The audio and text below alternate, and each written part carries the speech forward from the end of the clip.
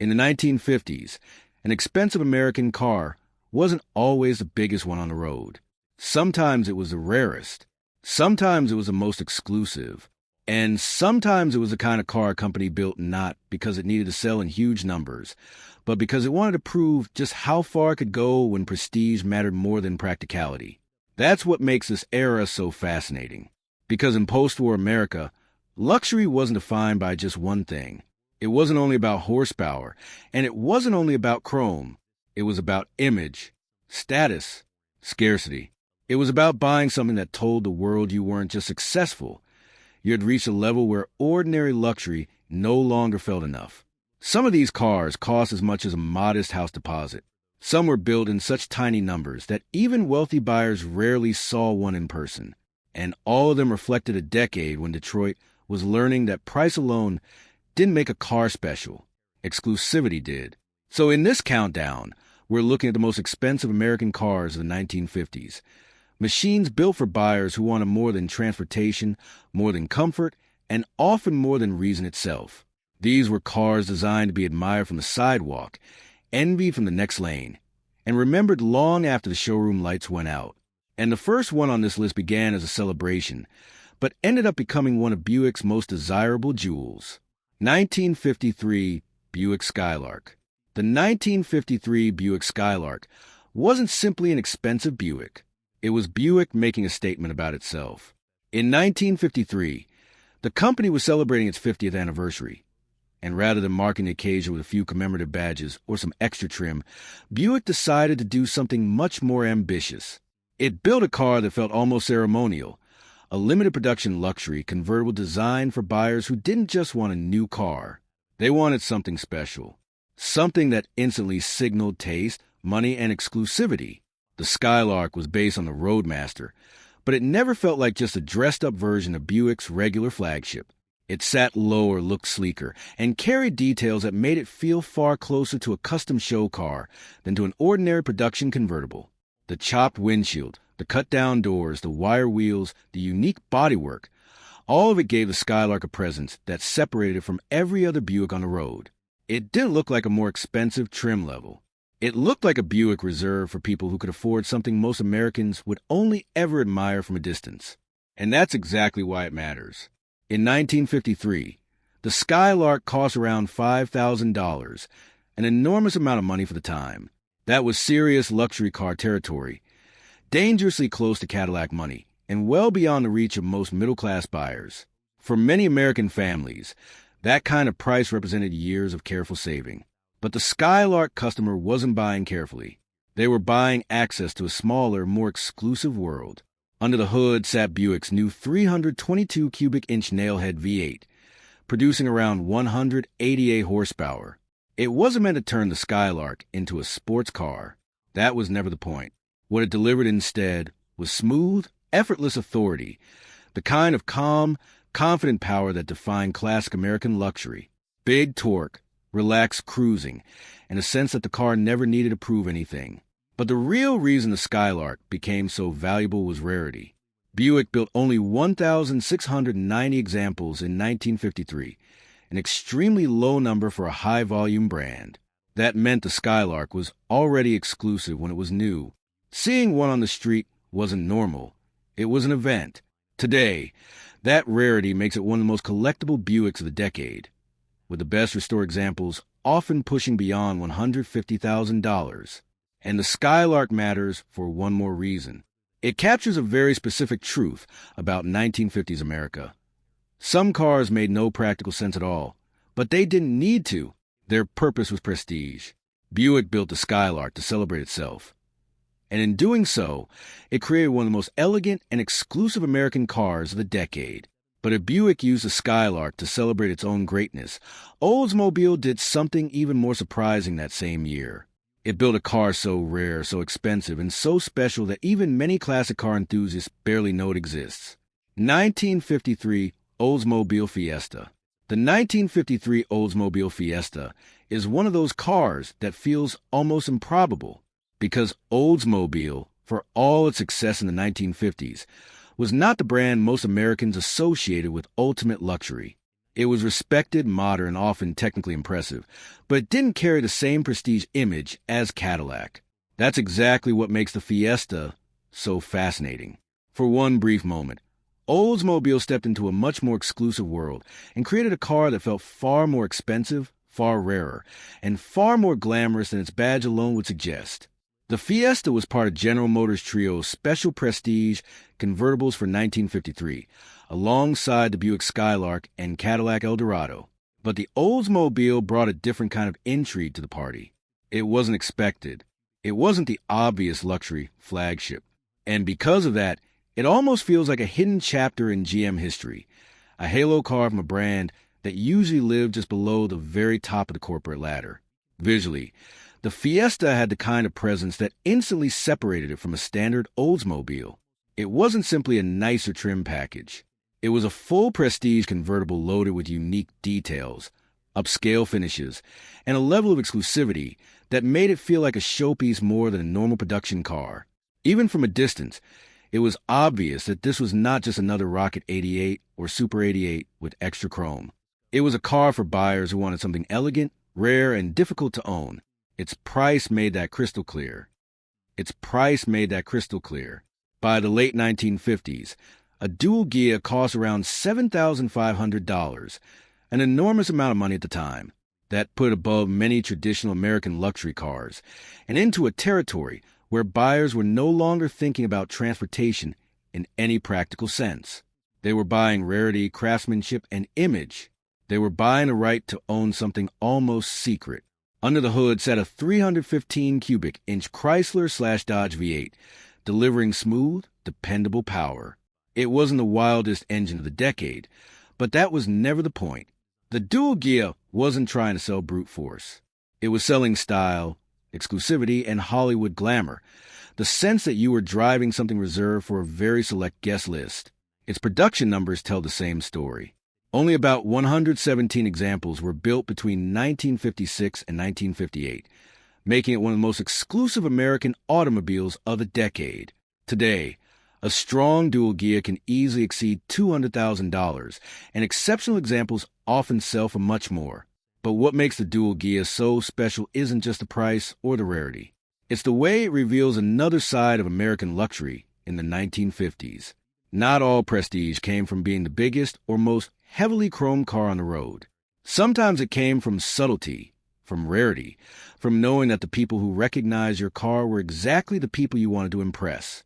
And after this almost secret Hollywood machine, we return to Cadillac.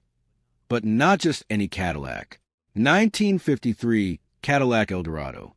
The 1953 Cadillac Eldorado wasn't just an expensive Cadillac. It was the birth of one of the most famous luxury names in American automotive history.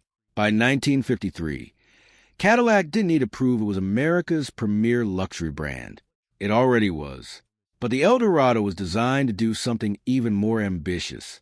It was meant to show that even within Cadillac itself, there could be a higher tier, something more exclusive, more glamorous, and more unattainable than the standard luxury car buyer could hope to own. This was a Cadillac for people who wanted to stand above other Cadillac owners. That's an important distinction, because the Eldorado didn't exist to compete with Oldsmobile or Buick. It didn't even really exist to compete with ordinary Cadillacs. It existed to create a Cadillac so special that it felt closer to a show car than to a regular production automobile. And visually it succeeded. The Eldorado debuted as part of General Motors' trio of special 1953 prestige convertibles, alongside the Buick Skylark and Oldsmobile Fiesta, but the Cadillac played in a completely different league. It carried the full weight of the Cadillac badge, the prestige of America's top luxury division, and a level of visual glamour that made it feel almost unreal. It looked less like something chosen from a showroom, and more like something unveiled under bright lights at an auto show before being approved for public roads at the last possible second. Its price reinforced that image in the most dramatic way possible. In 1953, the Cadillac Eldorado cost around $7,750. That was an astonishing figure, nearly twice the price of many standard Cadillacs. It wasn't just expensive, it was a public declaration of wealth. Anyone who bought an Eldorado in 1953 was not shopping for transportation. They were buying exclusivity, image, and the ability to own the Cadillac that even most Cadillac buyers couldn't justify. Power came from Cadillac's 331 cubic inch V8, producing around 210 horsepower, paired with the smooth hydromatic automatic transmission that buyers expected from a flagship luxury car. It wasn't meant to be a performance machine. Its mission was something more subtle, to glide, to impress, and to make every arrival feel significant. But the number that truly matters is production. Cadillac built only 532 Eldorados in 1953. That means the car was rare even in its own time, reserved for a tiny sliver of the luxury market. Today, that scarcity has made the 1953 Eldorado one of the most desirable Cadillacs of the entire decade. The best examples can easily exceed $250,000, especially when restored to concours standards with correct colors and documentation. The 1953 Eldorado matters because it wasn't just the beginning of a name, it was the beginning of an idea. That Cadillac could create a level of exclusivity above luxury itself. And if the Eldorado represented Cadillac turning luxury into a spectacle, the next car on this list took the opposite approach entirely. 1956 Continental Mark II. The Continental Mark II is one of the most remarkable luxury cars America has ever built because it understood something many expensive cars never do. True prestige does not always need to shout. In the mid-1950s, American luxury design was becoming louder by the year. Tail fins were growing, chrome was spreading, and the visual language of success was increasingly theatrical. Then the Continental Mark II arrived and did something completely different. It embraced restraint. It chose elegance over spectacle, precision over excess, and quiet confidence over flamboyant display. And because of that, it still feels extraordinary today. Ford created an entirely separate Continental division to build the Mark II, which tells you just how ambitious the project was. This wasn't meant to be just a nicer Lincoln. It was meant to be an American ultra-luxury car capable of standing alongside the finest automobiles in the world, even Rolls-Royce, but doing so in a distinctly American way. Its price made that ambition impossible to ignore. In 1956, the Continental Mark II cost around $10,000, a staggering amount of money for the era. It was more expensive than most Cadillacs, more expensive than many prestigious European cars, and far beyond the reach of the average buyer. For many Americans, that kind of money was close to the price of a modest home. But the Mark II buyer wasn't comparing it to other cars in practical terms. They were buying status, craftsmanship, and the satisfaction of owning something that almost no one else could afford. And unlike many prestige projects, the Mark II actually backed up that price with extraordinary quality. Every car received a level of attention far beyond the norm for Detroit production. The craftsmanship was meticulous. The materials were rich. The fit and finish were exceptional. There was a near hand-built feel to the way the car was assembled, and the design reflected that same philosophy. The lines were clean, the proportions formal and elegant, and the absence of unnecessary ornament gave the Mark II a kind of maturity that still feels refreshing. It didn't look expensive because it was overloaded with luxury cues. It looked expensive because everything about it was measured, deliberate, and beautifully judged. Under the hood was a 368 cubic inch V8 producing around 285 horsepower, delivering smooth, composed power. The Mark II was not trying to be a sports car. It was selling serenity, the kind of refined, almost silent authority that made the driver feel removed from the noise of the world outside. Production totaled just over 3,000 cars between 1956 and 1957, which is low enough to keep the Mark II special even today. Strong examples can exceed $100,000, while the best, most original cars can go much higher. What makes the Mark II so important is not just that it was expensive, it's that it represents a completely different interpretation of American wealth. Where some luxury cars of the 1950s announced success with fins and chrome, the Continental Mark II suggested that true confidence didn't need any of that. And then, finally, we reached a car that took the opposite path, and maybe the ultimate symbol of 1950s American luxury excess. 1957 Cadillac Eldorado Brougham. The 1957 Cadillac Eldorado Brougham wasn't simply the most expensive Cadillac of its time. It was Cadillac trying to build the ultimate American automobile. By 1957, Cadillac already represented the top of the American luxury pyramid, but the Eldorado Brougham stood above even that. This was not a Cadillac for someone who simply wanted comfort, prestige, or a smooth V8 ride. This was a Cadillac for someone who wanted the absolute best, the most exclusive, the most technically ambitious, and the most obviously extravagant expression of American luxury money could buy. And the price made that brutally clear. The Eldorado Brougham cost around $13,000 when new. That was an astonishing figure. Nearly double the cost of many Cadillacs, and in some parts of America, close to the price of a house. This wasn't just expensive. It was irrationally expensive. It was the kind of price that only made sense if the goal wasn't transportation at all, but a public display of wealth and taste. But Cadillac didn't charge that much just because of the badge. The Brougham actually delivered a level of luxury and technology that felt almost unbelievable for the 1950s. It came with brushed stainless steel roof, rear hinge rear doors, air suspension, memory power seats, air conditioning, automatic features, and a cabin that felt more like a private lounge than an automobile. Cadillac even included extravagances that still sound surreal today: a perfume dispenser, stainless steel drinking cups, vanity accessories, and countless little details designed to impress buyers who had already seen everything else the market had to offer. Under the hood was Cadillac's 365 cubic inch V8, producing around 325 horsepower. It wasn't there to make the Brougham a performance car. It was there to provide effortless, silent authority. Exactly the kind of power a car like this demanded. Its production was just as exclusive as its price. Cadillac built only 400 Eldorado Broughams for 1957, making it one of the rarest and most special production Cadillacs of the decade.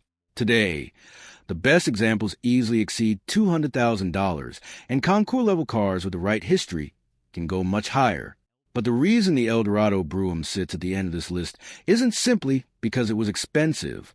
It's because it perfectly captures the entire spirit of 1950s American luxury: excess, prestige, confidence, and a willingness to build something so lavish that practicality became irrelevant. This was not a car designed to make sense. It was a car designed to make an impression. And it still does. That's what makes the most expensive American cars of the 1950s so fascinating. They weren't all chasing the same idea of luxury. The Buick Skylark used exclusivity to celebrate a brand's history. The Oldsmobile Fiesta turned a respected middle-upper GM division into something unexpectedly elite. The Chrysler 300C added genuine performance to the luxury conversation. The Buick Limited embraced size and presence. The Imperial challenged Cadillac with formal, executive authority. The dual gear sold rarity and Hollywood glamour. The Cadillac Eldorado made luxury even more exclusive within Cadillac itself. The Continental Mark II proved that quiet restraint could be just as expensive as chrome-heavy excess. And the Eldorado Brougham took the whole decade's obsession with prestige and pushed it to an almost unbelievable extreme. In the end, these weren't just expensive cars. They were different expressions of wealth in post-war America. They weren't purchased simply to get from one place to another. They were purchased for what they said about the person behind the wheel. So now the real question is this: which one truly deserves to be called the most expensive and exclusive American car of the 1950s? Is it the sheer extravagance of the Cadillac Eldorado Brougham, the quiet prestige of the Continental Mark II, or the near-secret rarity of the dual gear? That's the magic of this era. There isn't just one answer, because 1950s American luxury wasn't one thing. It was a whole spectrum of ambition, confidence, and extravagance. And that's exactly why we still can't stop talking about it.